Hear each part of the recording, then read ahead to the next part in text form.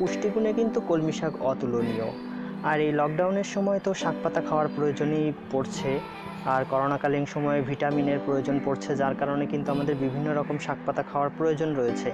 তো আজকে আমরা আপনাদের শেখাবো যে কিভাবে একটা পারফেক্ট কলমি শাক ভাজি করতে হয়। আর কলমি শাকের পুষ্টিগুণ জানলে কলমি শাক আসলে না খেয়ে তো এর কোনো বিকল্প আছে বলে মনে হয় না। আর আমরা এতে খুব কম পরিমাণ ব্যবহার করব মশলা, যাতে আমরা যাতে ব্যাচেলাররা খুব সহসা এটা রান্নাবান্না করতে পারে, বা যারা নতুন রাঁধুনি আছেন তারা যাতে খুব সহসা এটা রান্না করতে পারে। তো তার জন্য আমরা খুব কম পরিমাণে তেল মশলা দিয়ে এটা রান্না করব। আর যারা নতুন রান্না করছেন তারা তো অবশ্যই এটা ট্রাই করবেন, তার কারণ এটা রান্না করলে যদি খারাপও হয় আপনার বেশি তেল মশলা নষ্ট হবে না। আর আমি গ্যারান্টি দিয়ে বলতে পারি যে খারাপ হওয়ার মতো কোনো ব্যাপার ঘটবে না।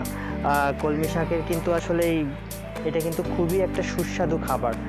তো কলমি শাকের যে পুষ্টিগুণগুলো আছে আমি একটু ফোঁটা বলে দেওয়ার চেষ্টা করছি, দেখবেন যে আপনারও এই কলমি শাকটার প্রতি একটা আগ্রহ চলে আসবে। এখানে প্রতি 100 গ্রাম কলমি শাকে আপনি পেয়ে যাবেন সোডিয়াম 113 মিলিগ্রাম, পটাশিয়াম 312, খাদ্য আঁশ 2.1, প্রোটিন 3 গ্রাম, কার্বোহাইড্রেট 5.4 গ্রাম।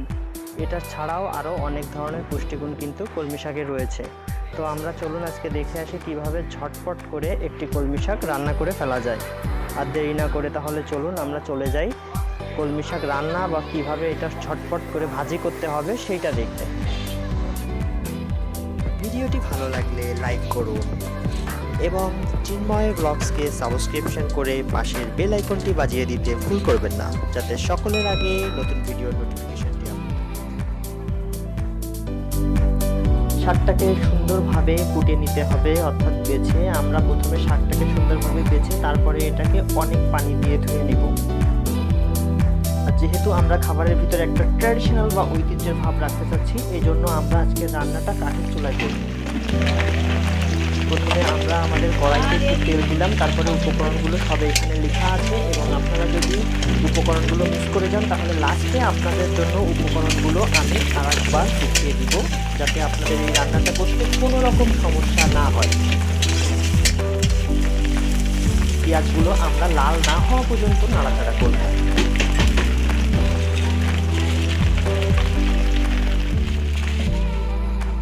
এবার আমরা শাকগুলো দিয়ে দিলাম এবং শাকগুলো পেঁয়াজের ভিতরে দিয়ে একসঙ্গে নাড়াচাড়া করব। পরিমাণ মতো লবণ দিয়ে দিচ্ছি, আপনার যতটুকু প্রয়োজন বা আপনি আপনার স্বাদ মতো লবণ দিয়ে নেবেন।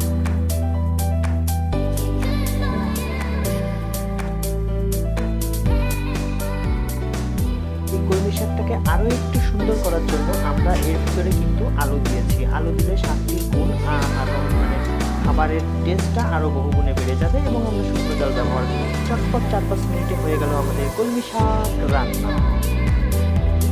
এটাকে অবশ্যই আপনারা গরম ভাতের সঙ্গে ট্রাই করবেন। গরম ভাতের সঙ্গে এই কলমি শাকটা আপনার কাছে অমৃত স্বরূপ লাগবে। চলুন তাহলে লাস্টে আরেকবার দেখে নিই কি কি লাগছে কলমি শাক ভাজা রাঁধতে।